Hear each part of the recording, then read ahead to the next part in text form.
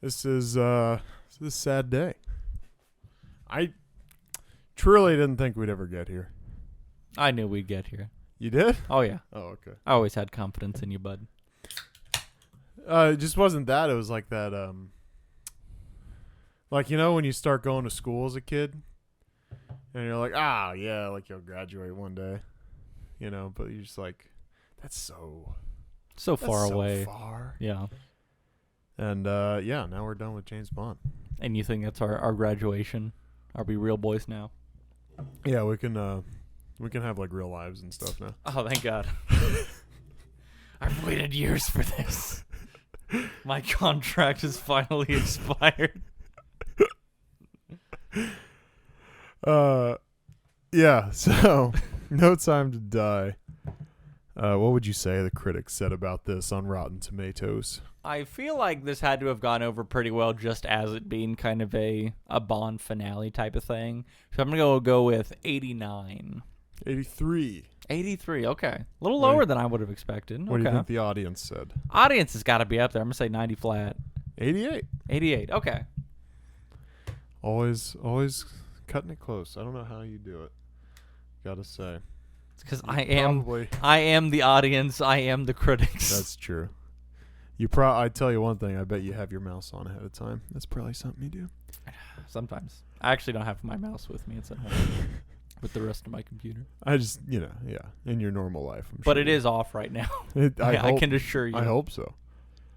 Let's see. This is a film obsessed both by its characters, personal histories, and by its own, but it really soars when it is smartly combining the old with the new.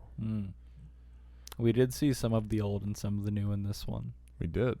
I loved the 80s, like Timothy Dalton era Aston Martin. Yeah. I thought that car was... No, wait, fuck. That was a Lazenby Aston Martin, wasn't it? That was the one he drove in. There's one... Hold on, because I wrote it down. I'm pretty sure that's the one Lazenby drove in On Her Majesty's Secret Service. Well, there might have been more than one cameo car in this because there's a 1970-something Aston Martin V8 that was from Living Daylights. Well, yeah. I mean, the one he has in the beginning of the movie, yeah. Obviously, yeah. So we have that guy in there. But the one he gets out of the garage. Oh, yeah. But I want to say there was one other cameo car in here, too, but I didn't make note of it. I'll say that fucking... But obviously, they went for some flavor, you know. They wanted to remind you of the cool shit of days past. Yeah. With his... This one's a weird one. With his long upper lip... and what the fuck does that mean? And reluctance to crack a smile, Daniel Craig could have made his mark as the only grumpy Bond. But the pulsing intelligence behind the gloom has transformed it into gravitas without slowing down his performance. I feel like most Bonds didn't smile a ton, so get fucked whoever that guy is.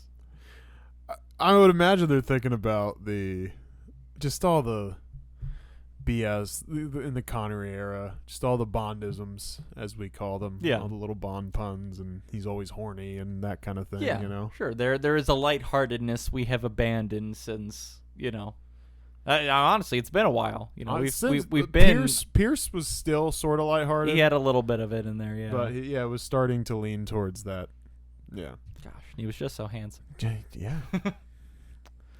In an attempt to modernize the character, Daniel Craig's swan song has moved away from the things that made the scene so good. A crying Bond? Come on. 2 out of 5 stars. Rip. That's aggressive. I feel like you get to abandon some of that when, especially it's in kind of your finale sequence, right? Like we're here for the emotional impact. If we don't attribute any emotion to it, then are we doing that?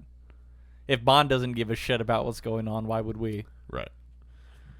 The overall tone of the film is somber as time is brought up as a major theme to remind audiences their time with Craig is coming to a close. I'm not sure how that was that negative, but whatever. One more. No Time to Die is just this bloated, lumbering thing that is bogged down by the weight of what came before, and it just ponders along until it collapses. That's rough. She did not like that one. I mean, it was almost 3 hours long. Yeah. 2:43 something, 2:45. So I ask, How did you feel about I liked some things about it, and I disliked others. So, it? Let's hear about them. is that what you want to do on this? Okay. I didn't have any notes for that, but Just was just a general statement. I didn't really plan anything. I'm not prepared. Overall, like, I feel like the premise of this, like, it has some really cool pieces as far as like our villain, our atrocity upon humanity that we're trying to commit. Yeah. Like, there's some cool pieces to it, but I feel as like the whole cohesive mess, it kind of falls apart as far as like none of it really feels as connected as it should. Yeah. But overall, like, it has some cool things. Like, biological warfare is always going to be cool to me, Yeah. especially when we can, at the genetic level, target people. We have so much room for just targeted racism and, like, all kinds of things here. And I think that's, it's incredible. Yeah. Just to have the potential there. And I like kind of the more, like, emotional requirement this brings out of James. Especially with this being the finale piece, but then also it being kind of like you kind of have a family now, and there's this kid you knew nothing about. Whoops. That line, like, yeah, they're my, hi. Yeah. that was the whole thing. I don't know if you read it in subtitles or not, but I got a subtitle that says, like, whispers, in parentheses, my family. So he did get the line out somehow, but, like, he just couldn't say it with his full chest. So. They're my, they're my obligations. I don't know. As of today, I'm obligated. But, so, like, some of that stuff is cool and all, but definitely a handful of things I wasn't quite as big of a fan of. What were those? So, as much as the emotional requirement out of James was there for, like, him, and especially Matilda, the kid. Mathilde. Like, I just feel like they didn't build it in any way. Yeah. So it's like, I know I should care that, like, oh, this is, like, Bond and his kid. But, like, they opened up with, she's not your kid. Yes. So it's like, I'm already like, oh, well, like, fuck it. Like, sure, she has her trust issues or whatever. She doesn't want to, let Bond in too much, and that's fine. But, like, she's pushing them, keeping it away. So it's like the emotional cave is there. And I'm already, like, disconnected about their relationship. And then it's like, I'll protect you. I'll save you. You're the bargaining chip that I have to protect you from. Yeah. And then it's just like, who cares? Yeah. Like, there isn't a relationship there. There isn't the feeling of an obligation there. So I'm like, what a wasted opportunity, I think, to really use her as a crutch, both to, like, bring out that emotional side from James, but also just to have, like, a more high-stakes story, because, like, he had her, she was, like, mildly in danger for a little bit, and then he was like, go, fuck you, if you don't want my protection, go run around in this cave, I don't care. Like, he gave up so quickly as far as keeping her as a bargain piece, and that just kind of pissed me off and felt like such a waste of her as the token of whatever she's supposed to represent. Yeah. Yeah. For my likes and dislikes, I disliked more than I remembered, which was interesting because I came away liking it more than I remembered liking it, but there were more things that I had issues with, oddly enough. You're leaving with more clarity is what it is. You know what you like better, but you also know what you don't like better. I would say my main problem is the Heracles premise. We just met the scientist. Not mentioned in the other movies. I love Voldo, just by the way. I'm going to talk about him so as a much. character. Incredible. Him as a character, great. But no string to attach to it. Yeah. I felt he's just some guy who was working on something that ended up becoming relevant. I felt like this series did such a great job of, one thing leads into the next thing. And this was from this. We so, get these little we have seeds this. planted, and, in a couple movies, they sprout and bring forth overcomplicated plot lines. We love that shit. Yeah. But, I feel like that's good storytelling. Yeah. And so I would have loved something that connects us to, and there's nothing. Even something as late. And honestly, I thought I heard them say, like, we pulled him from Blofeld's lab or whatever. And then I went back and watched it because I was like, ooh, where was that? Yeah. We have the dot. We have the thread. I think I made it up. Yeah. Because I couldn't find it. So, I just would have loved something Yeah. of that sort, let's see. Yeah. The other thing that bothered me was there's a lot of familiarity between Felix and Bond, despite the fact we haven't seen him in 2 movies. Yeah. And again, like, they're just implying these things that aren't on screen, which Sometimes works, but this sometimes felt works, a little flat. But this was, again, from the start, more of a cohesive series of movies, and I wanted this, this connection, right? And they're just going, well, oh yeah, they're good buddies. And it's like, really? In the first one, he's like, oh, hey, bring him in for us, and you get the credit. And like, he kind of deals with Felix. And then in the second movie, they meet in a bar, and he's like, yeah, this. Okay, they're after you. And he runs. So there's no fucking connection there. And then all of a sudden it's, we've been through worse, Felix. We're going to be fine. And they have these fucking, the quarter game. Yeah. And it's like, you're implying they've like hung out a lot. And it's just, I don't know where that would really happen. So I had an issue with that a little bit. I don't know. Yeah. Like, I appreciate them trying to connect that dot because, in the other Bond movies, we've had kind of that strand pulled where it's like, oh, like, Bond and Felix are bro. And especially because the continuity, they kind of make it seem like we're all part of the same Bond and Felix. Yeah. Sometimes. But it's like, it's like they've strung it along to where it's like, yeah, it feels like there's a relationship because we've seen the timeline there. Yeah. But, yeah, the Craig generation just feels very disconnected from that relationship. And it's like, cool, Felix was there, and then he was, like, barely there. And then now, like, I'm supposed to be very emotionally invested in him dying. Right. And, like, I am because I've watched 24 of these the other fucking Felixes. movies. I remember the other Felixes. I'm connected to those ones. Yeah. So. And I feel like the other thing is I feel that we have been beaten over the head with this Bond is so old thing for 3 fucking movies now. And I'm just over it. So, I guess it's a good thing at the end of this movie we put this old dog down, right? Yeah. Because he just... All right, Lassie. Yeah, we've been talking, oh, he's just so old. He's so old. Yeah. It's just, I don't know. I'm going to shoot you in your knee. Your good knee. It's like, get fucked. Yeah. I guess there is some sort of inside joke about that because apparently Spectre was supposed to be his last movie because I guess he broke his leg or something to that degree during the shooting of that in a scene with Batista. Okay. And he was like, I'm done, and they wanted him to come back for one more. And so I think a thing he kind of negotiated was like, well, I want him to be dead because then you can't call slate. me to come do something else. Like, I want to be done with this character. It's something I half-assed read, and I'm sure I'm quoting everything wrong, but whatever. So, yeah, I like that we conclude a Bond story, though, if we're getting into likes. Yeah. In the past, we just keep dragging it out and on and on and on and on, even when nothing is connected, and to finally just go, hey, Oh, look, a dead body. we like that. Yeah. We like to pronounce him dead at the scene, and then we can move on with our lives. Right. It fits the lifestyle he lives, really, this ending, because it's like, there's not like a happy ending, for this guy. Yeah.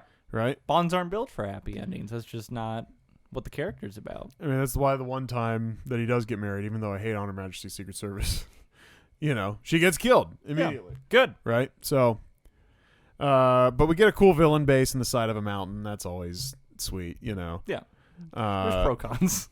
Cool villain, as you said. Won't go into the details on that, but, a nice, like, high-stakes feeling villain, even though it wasn't quite executed to the degree that it could have been. And, and it had higher stakes for once in a Bond movie than just Bond just trying to save the world and bang the girl. Now there are these things to worry about. Yeah. It's nice when there is kind of that emotional investment and that, it is still about saving the world, but then also it's like grand scheme of things, it's just protecting the things Bond actually happens to care about at the moment. Yeah. It's lovely. So, obviously saving the world is still high stakes, but, talk about a premise we've been beaten over the head with. It's that one. Yeah, when the world needs saved for like the 800th time, it's like, yeah, we get it. Yeah, Bond's okay, yeah. Let me guess. We need to save Bond's daughter. We don't get that very That's often. new. Yeah. That's new. Yeah. So. Anyway, bad section? Sure. All right. Bad casting. Venom was the same year. Venom Let There Be Carnage, specifically, was the same year. So I'm throwing Woody Harrelson in there as Bond. Because I feel like as good as an actor as Woody Harrelson is, there's no way it works. Yeah. That's fair. That's pretty good. It really drive the old man concept home, too. And then Halloween Kills, same year. Just hot drop Michael Myers in to play Safi. Full costume and everything. And then the mask works. Yeah. Right?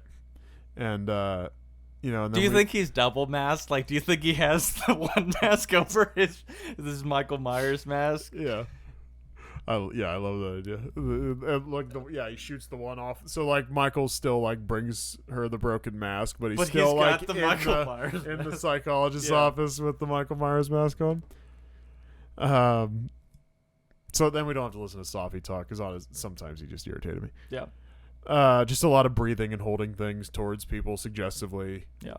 Michael Myers as any character would be incredible, because it is just the breathing and gesturing, and there's so much storytelling fun you can do with that. Yeah. And then House of Gucci's that year, and Lady Gaga's in that apparently.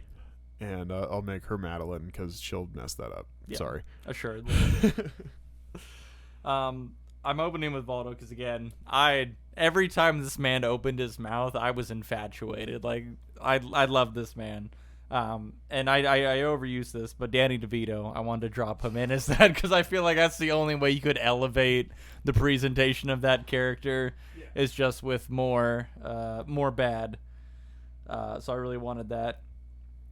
For Matilde, whatever. I wanted to hot drop Bella Ramsey in there, but specifically as just like Ellie from The Last of Us. Yeah. But they still pretend that she's like 5 years old. Right. So then it's just her being pissed off and swearing the whole time and being kind of this scapegoat creature, while being this, clearly grown-ass woman and everything. I think that would be very fun.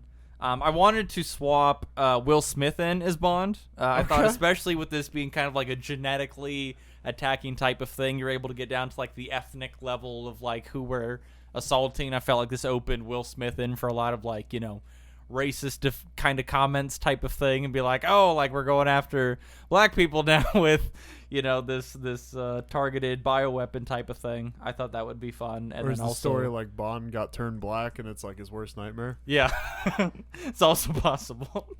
But then also just like the witty comebacks and shit that Will Smith does, and then denying that it's his child, I think would be all fun. Yeah. Bad summary. I said, man goes to great lengths to get away from family. That's pretty good. I had two. So I had Dance Into the Fire. That fatal kiss is all we need, because I was very confident at least some sequence of this was going to be like the lipstick, and then it would poison and kill somebody, and we didn't get that, and it made me sad. But then I had mother has to tell her daughter that her dad went out to the store for milk again because left 5 years or whatever, and then he's gone again. So. Yep. Bad trailer. I said we could make it look like a movie about identity theft with the two 007s. And so you have a lot of shots of new and old 007 arguing about who's 007. Yeah. And then, you have the shots of them like shooting at each other in Cuba type of thing, and like just talking to each other like in that passive aggressive thing. And, I think it works. Yeah, I think that'd be pretty good. I wanted a hypercut of kind of just a series of events of Bond Madeline, making out, getting hot and heavy, and then him throwing her on the train. She does like the quick stomach hold type of thing. Yeah. And then cutting to the kid, a little bit of like the bonding moments that they had where they're like talking or whatever. And then she's not your kid. She's not your daughter or whatever. And then just immediately the Bond standing outside waiting for the bombs to fall. Like he's just like, shit, like I'm not the father. I guess I'll just kill myself. Just a tragic family drama. Yeah. Incredible. I love That's it. what I want. Love it. All right. So my first talking thing. So Vesper was only 23. She was a young bird. 23 though, really? That's. I mean, it said. What was it? 80 something to 2006. Yeah. And what? Yeah. So 83 is, I guess, it would have been. Yeah. 83 so yeah, to shit, 2006. 23. 23. And Daniel Craig's like at least 97, I think, in this. He's. That's what they'd like Give or you to take. think. I mean, so I did the math. I mean, granted, I don't know where we find this out exactly, so maybe the internet's wrong here, but allegedly he's 52 in this movie, which is supposedly taking place in 2020, which means he's 38 in Casino Royale. Still kind of So, weird, huh? Little wide. Yeah. She definitely seemed to be portrayed older in Casino Royale, I thought. Yeah. And what value do we get out of her being so young? Like, does that... Bond likes those young things. Well, sure. I mean, that's just the way these things go. But, yeah, it doesn't seem very purposeful to make her that incredibly young, unless it's just trying to play onto the naivety of a young girl or something. But it just seemed like an interesting choice to me. Yeah, was all. Maybe there's not a ton there, but I did write it down. Yeah, I mean, I would have pictured in my head that she was at least a little bit closer to him in that age. 'Cause, yeah, she didn't look like she was, some baby child or nothing. So right. It's weird. Yeah. But Bond likes him young. What can you do? That's true. Yeah. What do you got? So one of them I was kind of thinking about this. So when they were in kind of the wooded section, they had kind of those like multiple layers of, like personnel hunting and trying to find them, right? And I got me thinking about like, in most of these Bond movies, like there's never just like one line of or one wave of people trying to catch Bond. Like they anticipate that he's going to like kill most of them. So it's like it always comes in waves or stages, they know. But I always think about, like, what if this was a time where, like, wave one, like, they kill him, they capture him, whatever, and then you just got, like, 200 dudes that are, like, sitting on comms, like, just kicking dirt and shit. Because wave one fucking did it. They're getting praised. They got the boss on the line. Like, everyone's getting promotions and shit. Yeah. And, like, waves 2 through 26 are just like, are you fucking kidding me? Wave one got it? Who is leading them? Kevin? Was it Kevin? Are you fucking kidding me? Kevin's getting a promotion. God damn it, fucking Kevin. Fucking Kevin. Do you think they're pissed, or do you think, like, what's the mindset of the henchman, right? Like, is the henchman like, I'm going to almost certain death, and they're thrilled that Kevin's getting the promotion because they're sitting there and go, well, I'm not going to die today?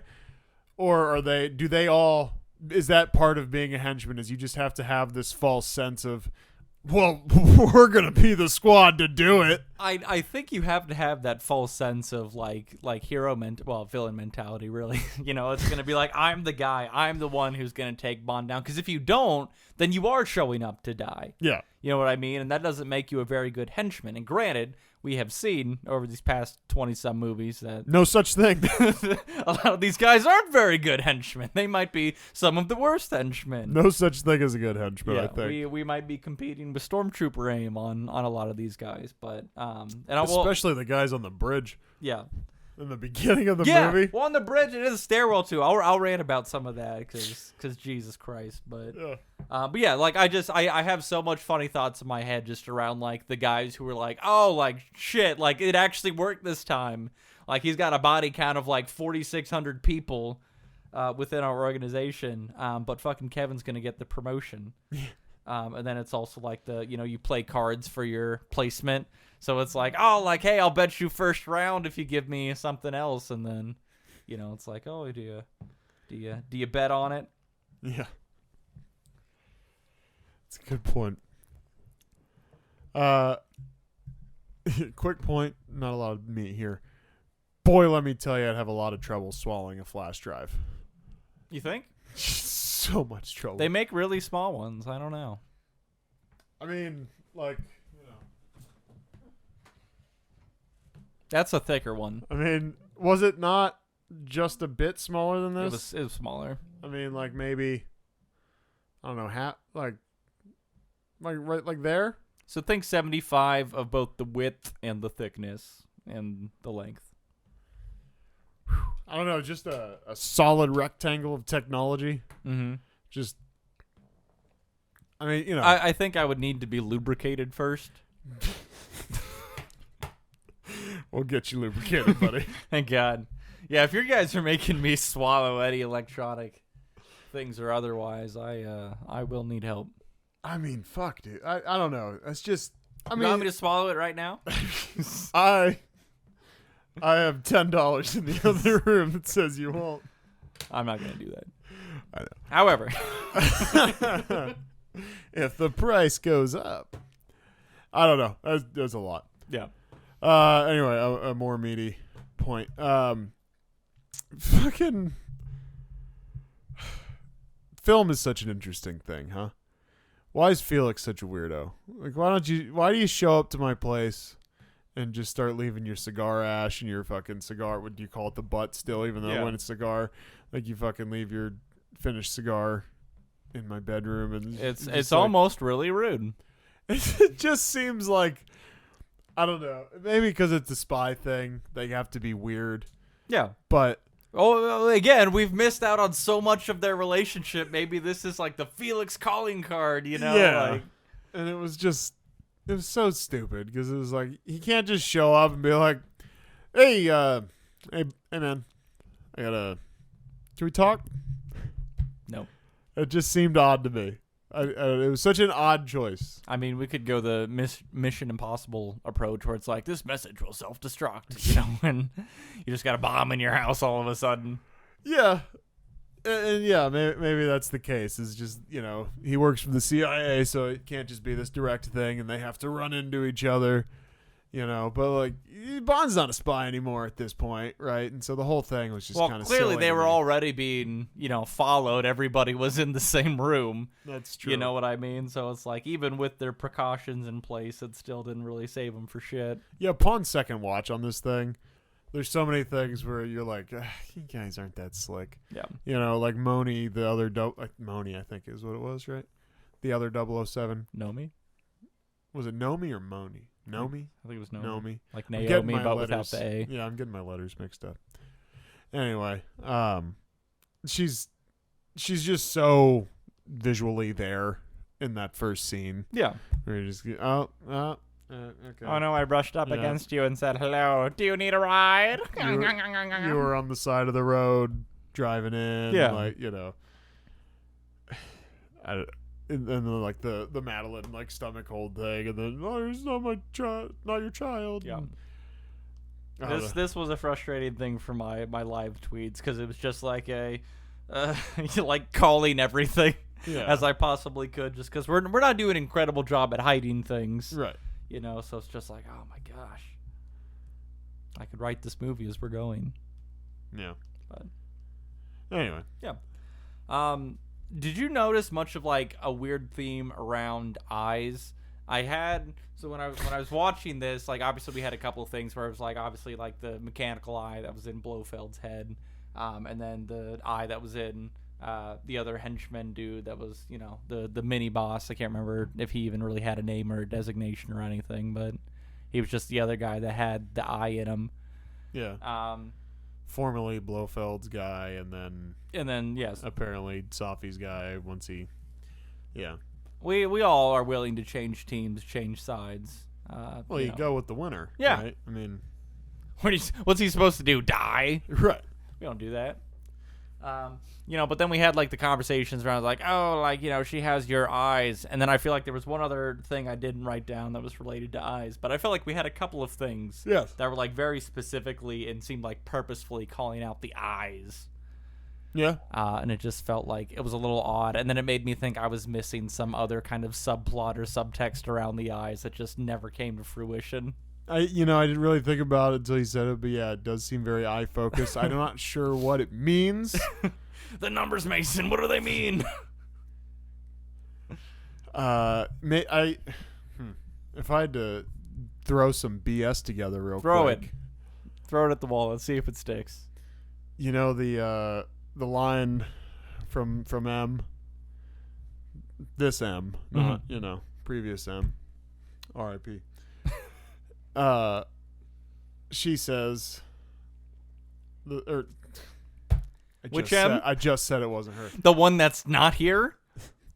He says, in the last movie and in this movie, or of course it might have been the bad guy in the previous movie that wanted to have the whole security system thing take over the world and shit.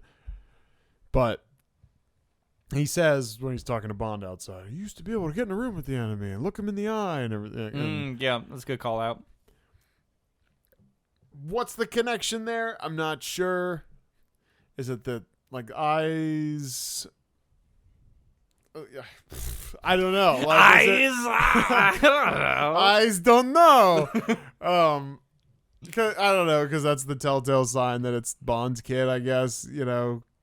She has your. Because in the end, I know. Yeah. Because there was no way for a second Bond's like, oh, no, my kid. There's no way. Yeah. That whole time. I think he pretty immediately accepted Madeline's just being very cautious and whatever, but that's definitely my spunk that's materialized to a kid. She's 5. I put you on a train and abandoned you 5 years ago, and somehow immediately you went and got knocked out. Not that it's impossible. Also, if we go back and freeze on this frame, you held your stomach, which at the time I thought was weird, but I was like, whatever, I've got other stuff going on. But now that I think about it, I think you might have been pregnant and that's my kid. I was busy abandoning you that day, so I didn't think anything of it then. I did get milk that day, if that helps this at all. I did. I did get the milk. I did get the milk. It's just you left on that train. I so didn't I bring know. it to you. Sorry. All right, let's see here. Felix, we have. Fuck Felix. Well, I kind of talked about the old guy thing and the likes dislikes. I love the Aston Martins in this movie. There's not a whole lot to talk about there, but the one that Nomi drives is fucking pure sex. And then the older Aston Martin that I'm pretty sure is from the Lazenby era. Killer. I'm not as big a fan of the original Aston Martin from the early Bonds, but that's what the internet favorites are. They I are know. just all over it. And I get like Sean Connery era anything I think is what people tend to lose their minds over. But the older stuff in general, I think people have a hard time letting go. Yeah. And moving on. And that's okay. You don't have to. Yeah. But Jesus. When it's clear in every top 10 list, it's let's maybe get some different opinions out there for once. Yeah. I do have the appreciation for a classic thing, but sometimes a new thing just looks so fucking cool. I don't know. Sometimes the Aston Martin spaceship is going to look sick. Yeah. And I'll say, I liked the one Inspector. Not my favorite. Yeah. Because honestly, I know you're just joking about the Aston Martin spaceship. That one looked like a little too spaceshipy to me, to be honest. Just too much. Yeah. You know? As you've talked about the scientist being awesome. We love him. Oh my gosh. Every time he opened his mouth was the most incredible thing I ever heard. He's what I would imagine if I was an evil scientist type of villain.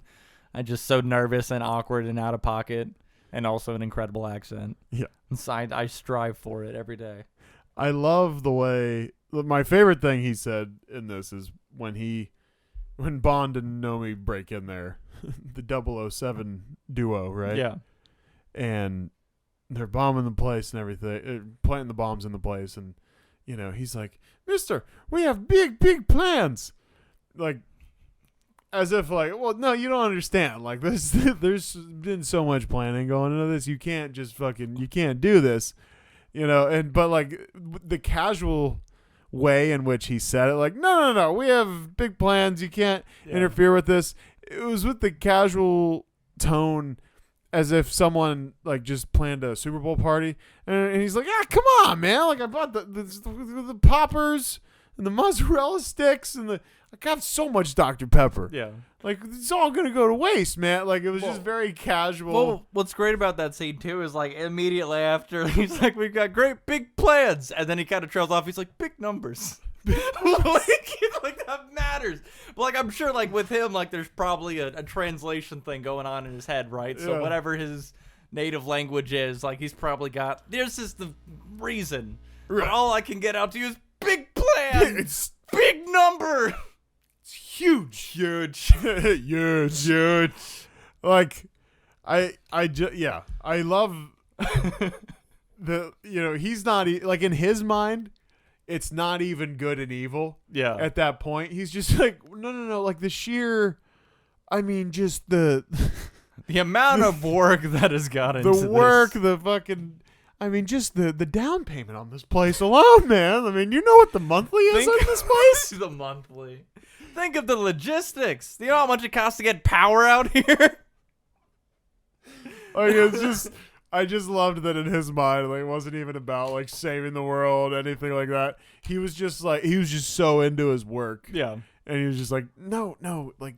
That's the type of guy I want on my team. Just blindness to all reality outside of the job. That's what we all need. Just know you can't. Yep. So. I really feel like I wanted Bond to, like, lose harder in this movie. And maybe it was just because, like, this is an actual kind of... Did you want child death? I did. Okay, so... And let me get to why. Like Halloween ends all over again? Fuck that kid! Fuck that kid! Oh, my gosh, so good. But no, like, I really felt like, just from the villain perspective, to make it really effective, right? Like, to truly be a villain, you need to cause irrevocable harm. And if James Bond is going to be your biggest, baddest opposing force to you, like that's what you need to cause the irrevocable harm to, right? So like in my head, it was like we infect Bond. You know, he's got the nanobots and shit on him. It's got the. So do you want like happy reuniting at the end, but then they die immediately? Yep. No, I didn't even want it to be like immediately. Like I wanted it to be like there was just the trace amounts, and it was like in the middle of the night. So Bond wakes up the next morning, and everyone's dead. Him and the girl, or her and the girl. Or wait, they're like banging, and she dies like mid bang. Yeah. And then he doesn't stop. Yeah. Fuck! I was almost there. And then we cut back, and then we just hear the. Well, if no one's looking. But yeah, no, like I wanted this to be like a super tragic thing, and then I thought it might be kind of interesting as a way to really like usher out. Like again, I go down this whole dark path. So like, so we let Bond kill Madeline and Matilda, right? Terrible. He goes on some weird kind of revenge thing, probably against MI6 because he's going to blame Mallory for letting all of this stuff happen. So maybe he just starts killing people, and like that's whatever. It's understandable. It's Bond. We support him in whatever he does. Yeah. And then our Nomi 007 has to, you know, kill him and take him out, and it's like this final sub-act or whatever to where, you know, we eliminate Bond, but then we can't let people know that like this whole thing happened, right? All this whole situation has to be kept under wraps. So then it's like we still have to do like the you know, hero's death funeral service type of thing for Bond, even though he like killed, you know, MI6 members and had like this whole dark turn past thing. Yeah. And then we still get to reuse a just much darker version of them drinking and clinking to the glass at the end of this one. Like in my head. But they all have like broken limbs or like missing eyes and shit because Bond fucked them up. Yeah. You know, it's like Money Penny's in a fucking, like, she's got a cast on. She's like, clink. Yeah. You know, and instead of them clinking, maybe they spit in his drink or something. You know what I mean? Like just some real spiteful kind of shit. But like what a way to kill off a Bond, you know, is just the evil turn, and that it's just, you know. In essence, what you've done is you've wrote a better movie. Yeah, again, I didn't dislike this, but some things could have been done better. Yeah, sure.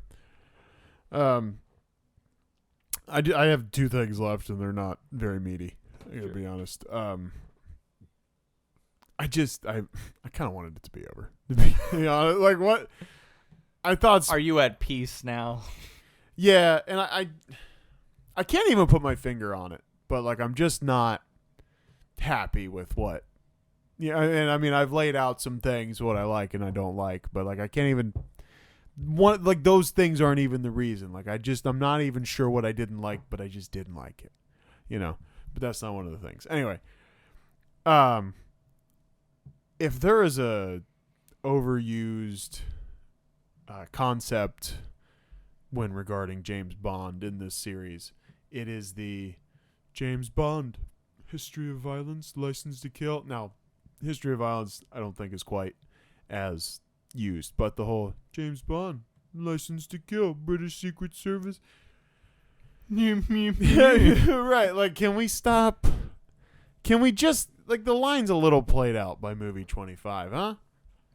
Just the whole thing. Oh, he's got a license to kill. I got it. Yeah. I got it.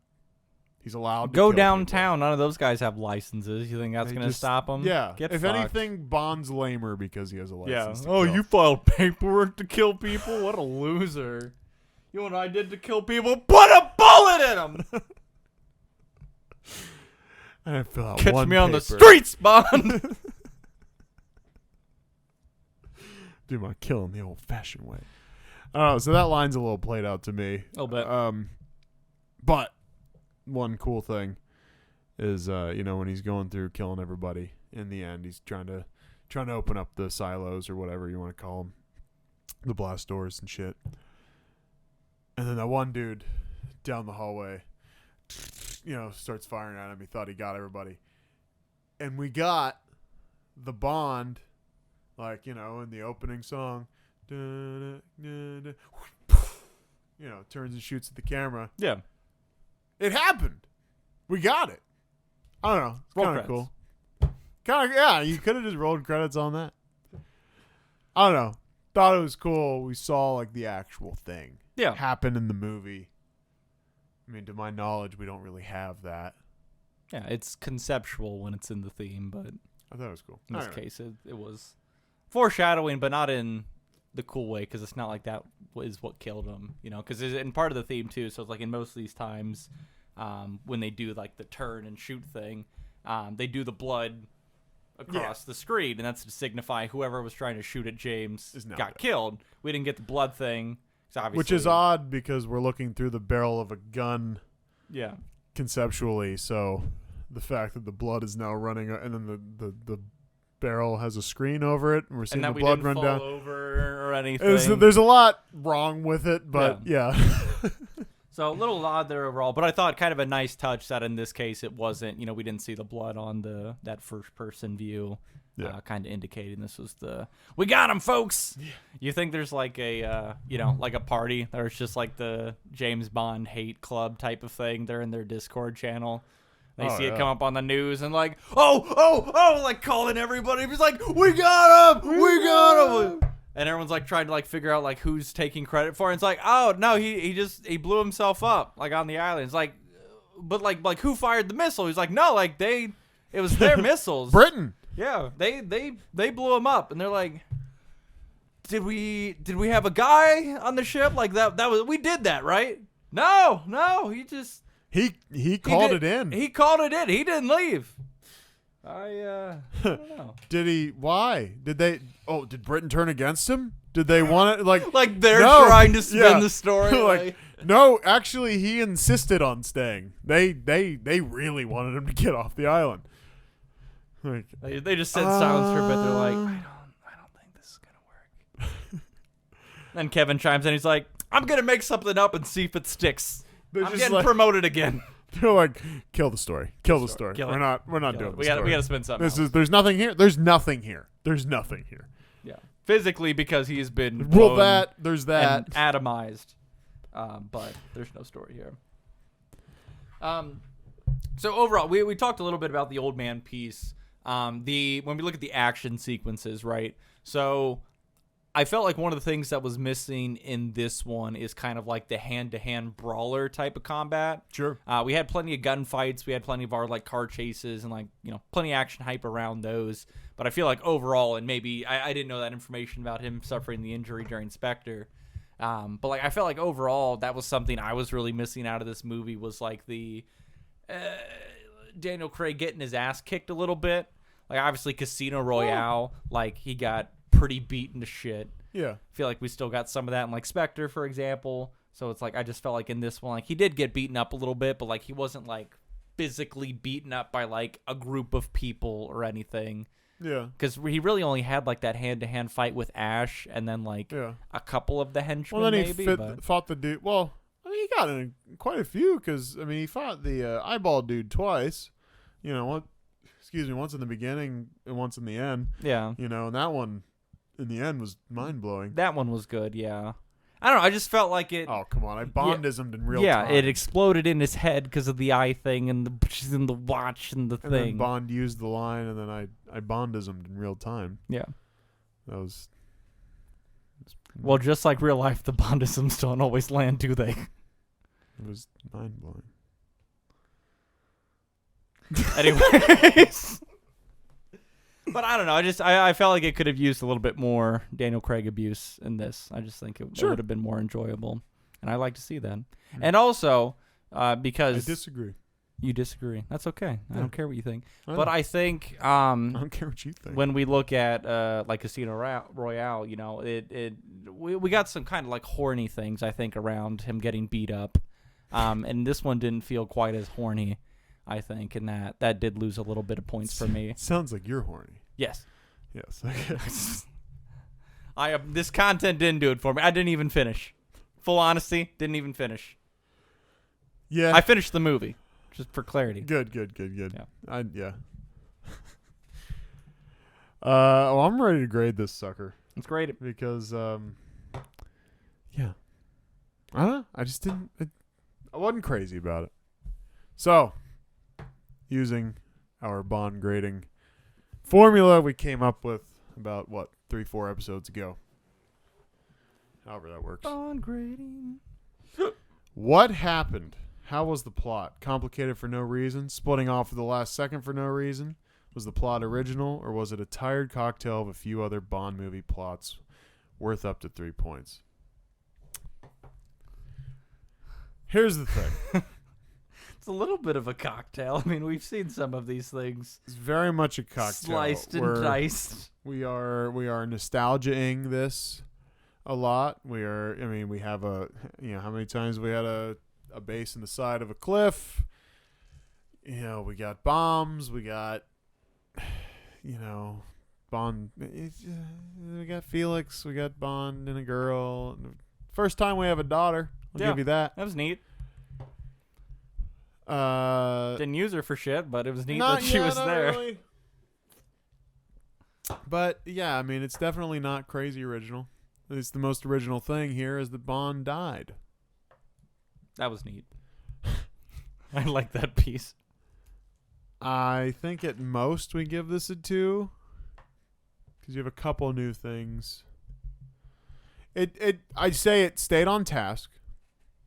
It's the Madeline thing, and it's this biochemical weapon thing, and I feel like it was pretty straightforward. He was focused. Most things were purposeful outside of the 5 years of him fucking off, but there's no surprise villain.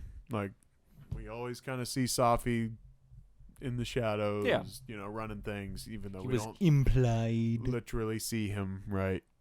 I don't know, 1.5, 2. I think he gets a 2. There's a couple original things. Yeah.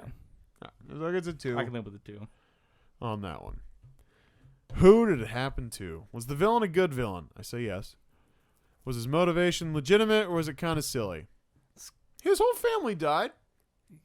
But most of what came out of this is just him being obsessed with Madeline because he saved her from drowning after he killed her mom.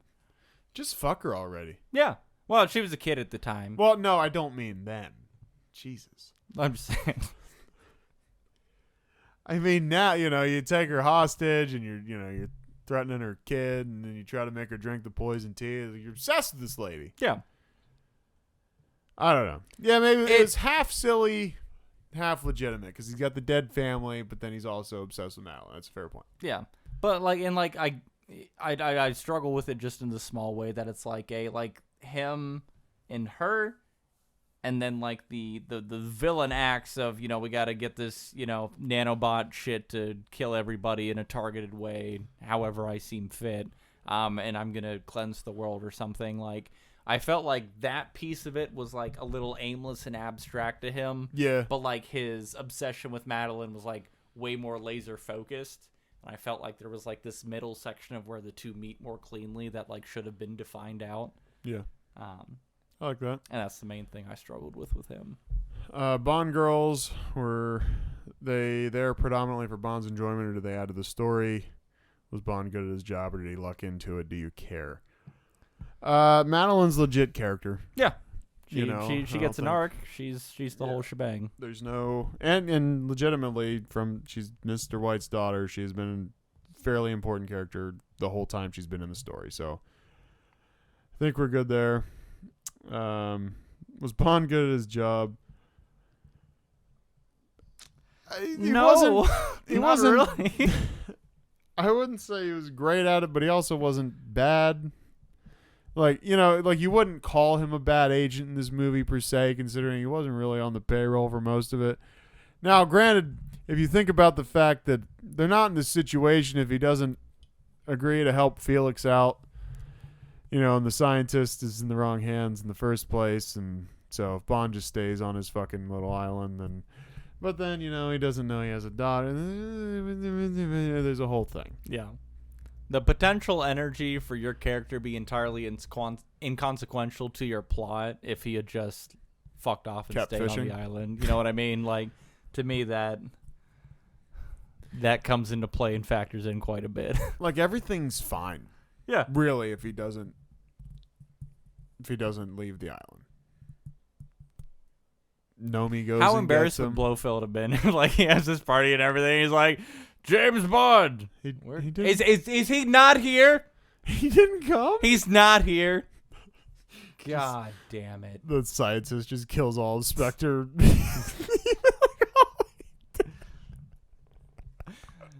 And just as an aside, I love the little side interaction where it was like, I'm forgetting the gal's name. It was like Pamela or something. Mm-hmm.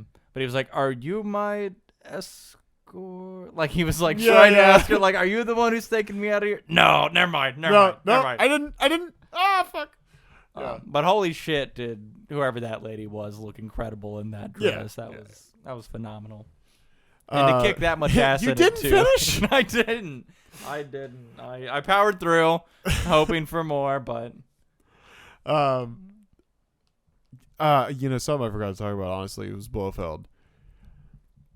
I enjoyed his role in Spectre, and I enjoyed his role here, but man, do I feel like there's a little bit of missed potential with Blofeld. Yeah. Because he's just We he's hardly- so important to the original stories. yeah. And for him to play such a small part in this kind of felt disappointing. Yeah. I'm just mad that he died. Like, Yeah. honestly, I felt like that was so unnecessary. I mean, it made it good to demonstrate that, like, oh, like, everyone can be infected and not know it kind of thing, and, Yeah. you know, kind of the risk it plays.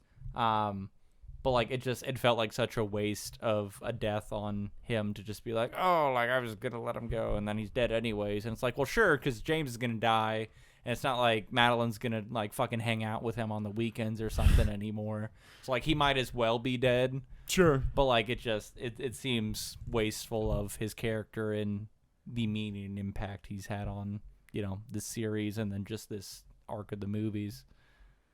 You know? In this moment, I just decided I'm out on the Craig plot. I was the biggest defender of the Craig plot, and I liked it, and it had such a nostalgia thing for me because it came out when I was a kid. And now, I think just like that, all of a sudden, I'm out. I don't know. We've ruined it. We've ruined it for him, folks. I still like Casino Royale. Casino Royale was fun. All right, let's keep grading this thing. We got a power. So, Bond girls are good. Was the villain a good villain? Yes, but he was a little bit silly, so maybe half a point on the villain. Yeah, We get gotta the take full something point off. for the girl, and then Bond. No point for Bond. But I mean, there wouldn't have been a Bond movie though. 1.75 for this section out of 3. That seems fair. Okay. Get a little bit. How did it happen? Action sequences, were they meaningful? Did they help move the plot along? If not, were they at least cool? I'd say we had some pretty cool stuff. For sure. When they were on the bridge and he hid under like that little stone cutout thing to Yeah. not get run over. Of all the goddamn luck. Yeah, I was like Stormtrooper aim. that was so neat. Yes. If there were chases, were they relevant? Did they drag on too long? How were the effects? Bad CGI? Did you notice anything wrong? I personally didn't. I wasn't exhausted after any of these chase sequences, which is shocking for me, who has such low tolerance for them. Yeah. They paced them out well enough, I think. I wasn't bothered. Was it an older movie with a cool stunt? No, it was not. Worth 1.5. I think we I can wouldn't get take the anything 1.5 away from yeah, it, the yeah. 1.5's good there. We're fine. All right. Spy stuff, spy codes are just being slick. Gadgets not necessarily integral to the score, but if they were given to Bond, were they utilized later, worth up to 1.5 points. We gotta He used his watch. He had the little. They had the little stealth plane they flew in there. That thing was neat. Um, Yeah, we didn't have a huge arsenal, but what was presented to us was at least used, and it was necessary. Right? Did we So- want more spy stuff and we didn't get it? I always want more spy stuff. The Q rundown is still by far like one of the things I always enjoyed out of. We got like a half-assed Q rundown on Yeah. this. But just as far as like the realistically, like we used the watch. We had the spy plane thing. We didn't really have anything else that was too Yeah. gear-esque. Does it so get 0.75? we take a little bit About off. 50% of the 1.5. We take a little bit off. 0.75. All right, bonus points. Opening sequence, obviously good if the song was a banger, but aside from that, was the opening sequence a good intro to what was going to happen in the movie, / did it fit with the theme, or did it have nothing to do with the movie, or was it pleasing to the eye and you just dug it, worth up to a half point? Well, let me tell you, we are at the ass end of this podcast, and we haven't talked about the opening theme, which is usually something that comes up pretty early for us, is talking about Yeah. whether or not we enjoyed it. The song was fine from a visual perspective. It did like almost nothing for me. Nothing was super cool about this. I think the song It was a little foreshadowy. yeah. Once you know what happened, you go back and watch it. If you're watching it for the first time, you watch the song and then you watch the movie. Nothing's gonna stick. Yeah. But it's like slightly foreshadowy if you know what happens and you Yeah. watch it. But And only slightly sensual. I know we've been abandoning that on these modern ones there, but the hornier this intro theme can be, the better. And this didn't have a ton of it, so no bonus points. it doesn't get it from me, no. Okay. Bondisms, the good old puns, are just him saying something witty about the situation. Or if you hate these, subtract a half point. Worth up to a half point. Definitely didn't hate him or anything, but he had a couple throughout. I think the mind-blowing one was all right. I think we lacked in the Craig series as a whole Bondisms. Yeah, he would get For the like most one part. or two, I feel like, a movie, and And I felt like this one was a little wittier. Not even in the punny Bondism way. Just he was fucking with Q a little bit. He's a little sillier. I don't want to give retirement it will do that to you. I don't want to give him a full half point, but like a 0.25. Yeah, give him a court. Okay. All right. So 2 plus 1.75. We got 3.75. Then a 1.5. 525. 5.25. Then a 0.75. We're at 6, and then 6.25. 6.25 for No Time to Die. That's fair. Yeah. It was a D. I'm okay with that. It How had the does- potential. It had every reason, I think, to be a good Bond finale. Just didn't execute it on it properly. Maybe because they were trying to play all these angles way too safe. But here's the thing. To some people, this was probably the perfect finale. I think that's the problem with a finale overall. Whether it be a series of movies, whether it be a TV show, whether it be anything. Some people thought The Sopranos ending was great. Some people fucking hated it. I feel like most people like the Breaking Bad thing, but I feel like you can find people that bitch about Breaking Bad. I'm just thinking of the shows that I like for the most part. People are always going to disagree because it means something different to every person, and so every person is going to have a different opinion. And different things are going to be more important to different people about the series. Yeah, we're not going to check every box for every person. It's just not possible.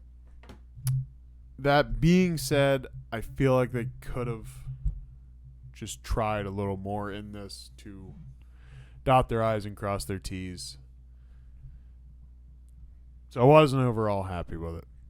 Yeah. I was happy with the Craig era to the end of Skyfall. I thought you could have ended the Craig era at Skyfall.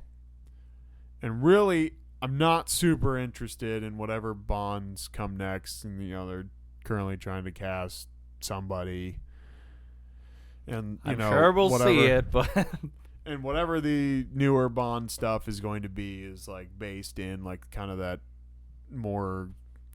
At least what I thought I heard was it's based in the more like Cold War-ish era type thing. Mm-hmm. No, I might be remembering that wrong or whatever, but that could be fun. I mean, I'll at least watch it. Yeah.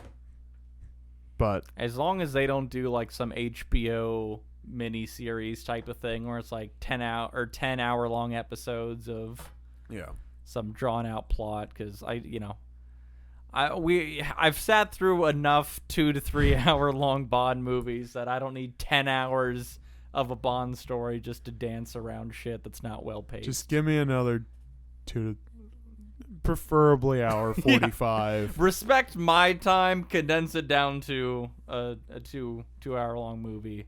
Yeah. I'll still go watch it, but save me some time. Yeah.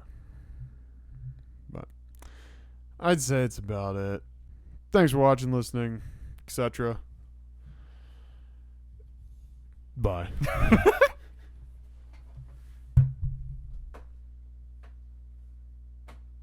Wait. Bon voyage.